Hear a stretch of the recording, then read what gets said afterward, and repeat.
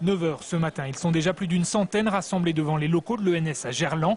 Il y a là des étudiants, des enseignants et des chercheurs. Tous réclament l'abrogation de la loi LRU ou liberté et responsabilité des universités.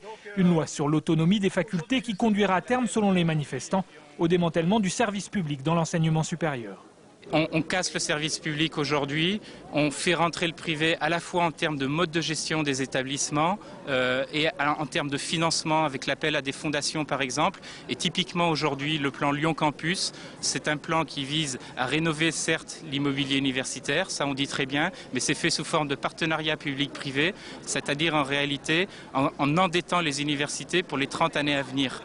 À seulement quelques mètres de là, Valérie Pécresse, ministre de l'Enseignement supérieur et de la Recherche, annonce le déblocage de 575 millions d'euros pour les facs de Lyon et Saint-Étienne, une première en France. L'enveloppe permettra la modernisation des campus de l'agglomération d'ici à 2013.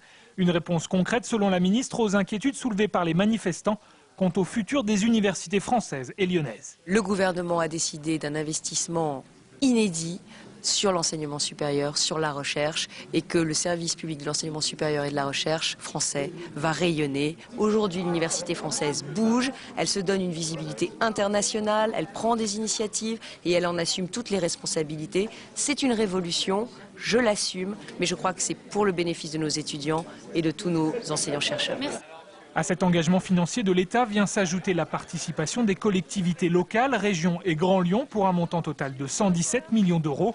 Le lancement de ces travaux de modernisation aura lieu sur le site Charles Mérieux à Gerland, pas avant la fin de l'année 2011.